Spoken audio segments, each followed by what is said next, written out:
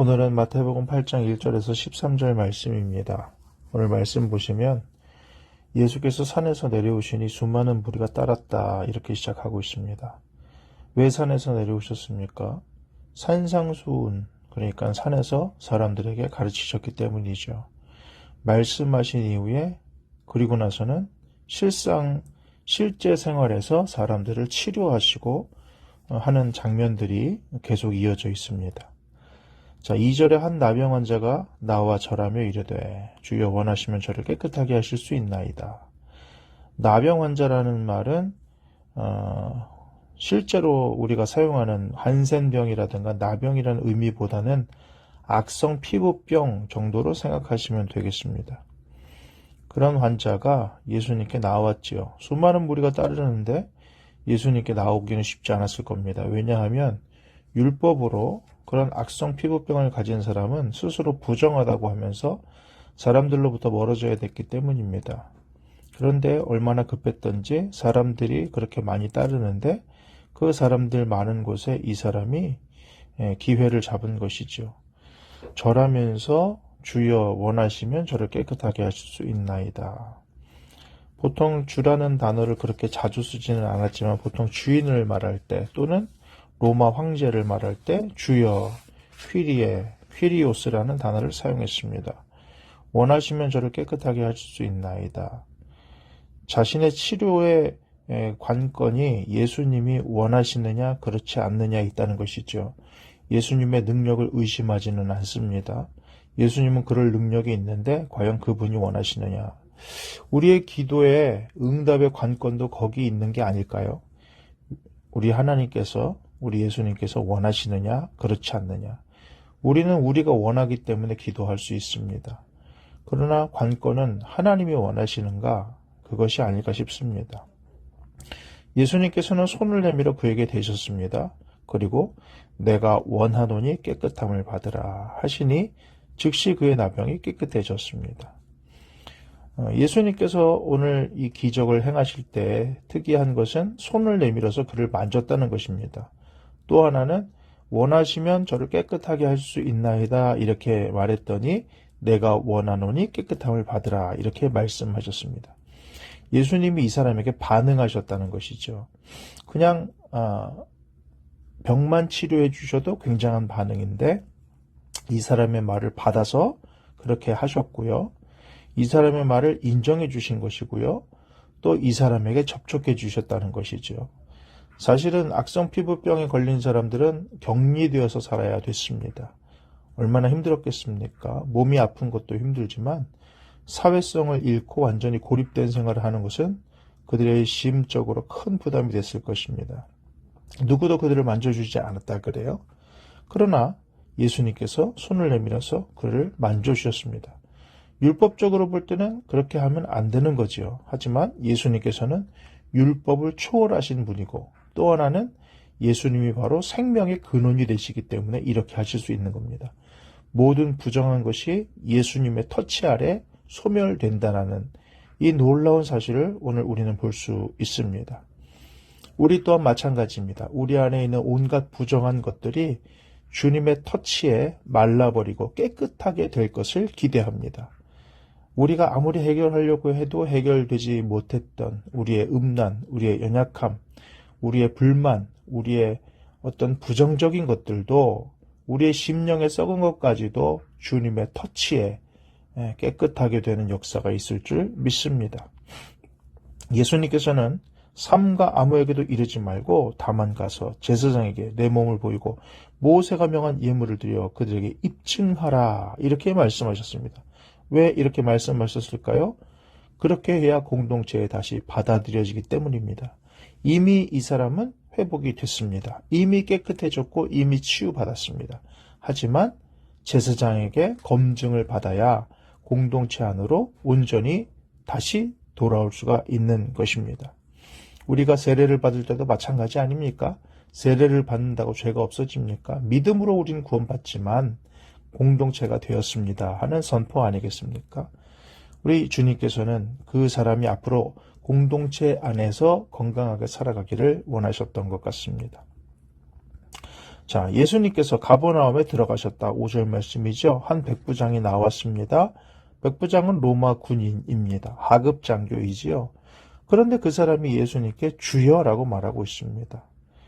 참 어려운 얘기죠.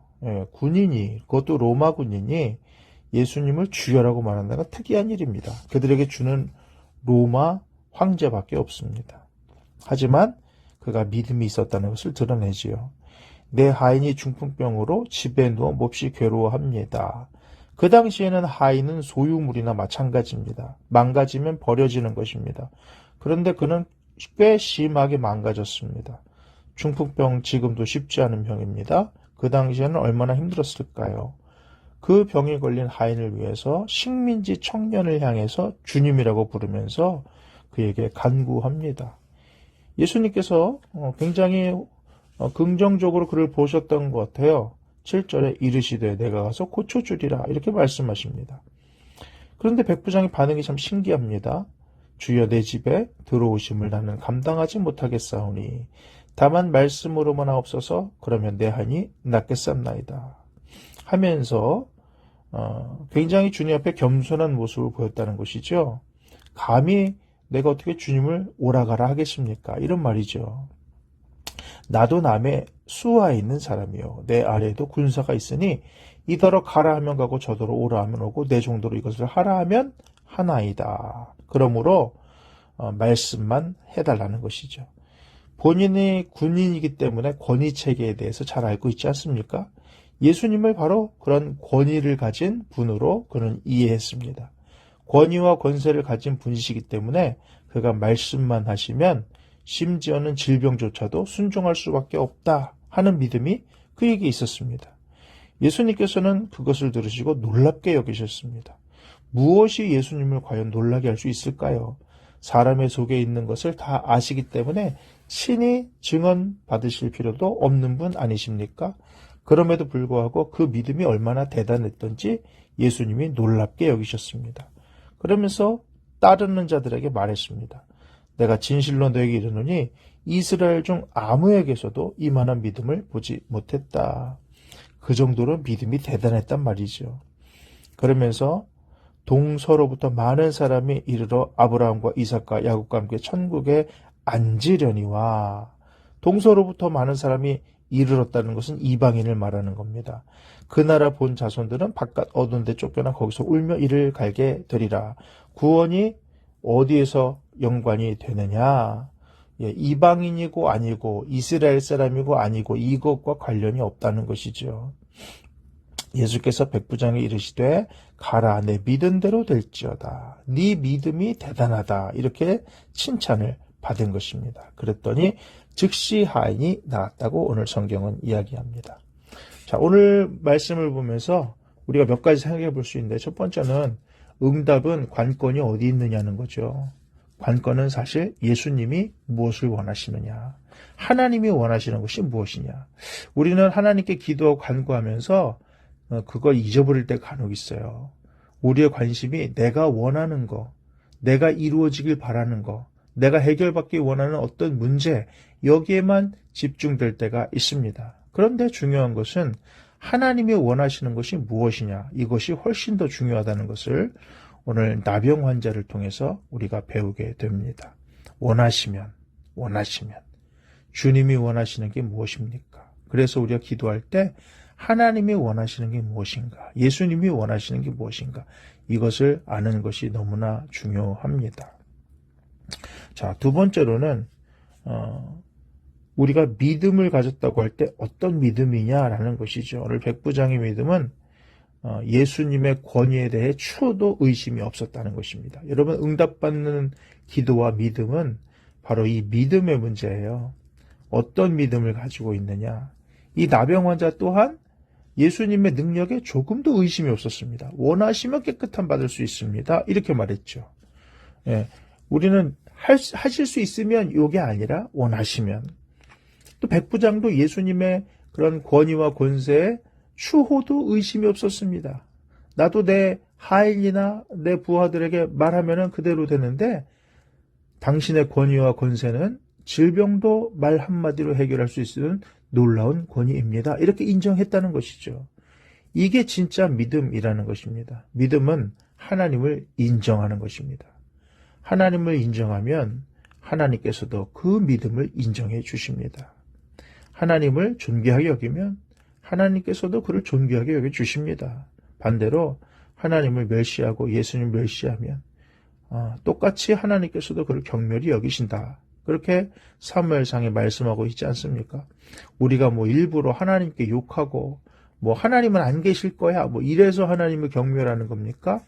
아니에요. 그렇지 않습니다. 우리가 성경에 나오는 엘리 제사장이라든가 여러 사람들을 봤을 때 본인이 그렇게 하지 않더라도 하나님을 언급하지 않더라도 그들의 삶에 있어서 마치 하나님 안 계신 분처럼 그렇게 행동할 때 그 사람이 하나님을 존중하지 않고 하나님을 경멸하는 사람으로 그렇게 평가받을 수밖에 없다는 것입니다.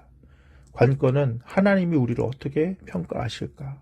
내 믿음을 어떻게 바라보고 계실까? 이것이 참 중요하다라는 것입니다. 오늘 말씀을 맺습니다. 주님이 원하시는 건 뭡니까? 내 삶을 통해서 하나님께서 이루시고자 하시는 것은 무엇일까요? 우리의 마음은 언제나 우리의 생각으로 가득 차 있습니다. 그러나 우리 하나님께서는 너희는 내게 부르짖으라. 알지 못하는 크고 비밀한 것으로 하나님께서 채워주시지 않습니까? 알지 못하는 게 많아요. 하나님께서 원하시는 그것을 깨달아 알 수 있길 바라고 기도 중에 말씀하시고 말씀 중에 깨닫게 하시는 하나님의 은혜가 우리에게 있길 바라고 또 하나는 뭐라고요? 어떤 믿음을 가지고 계시냐?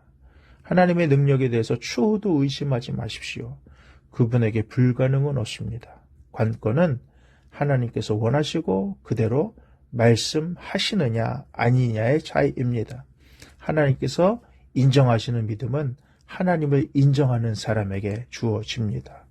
오늘 하나님께서 기뻐하시는 믿음의 소유자들 되어서 우리의 모든 기도의 소원 가운데 응답하시고 말씀하시고 깨닫게 하시는 역사가 있기를 주님의 이름으로 축복합니다. 아멘.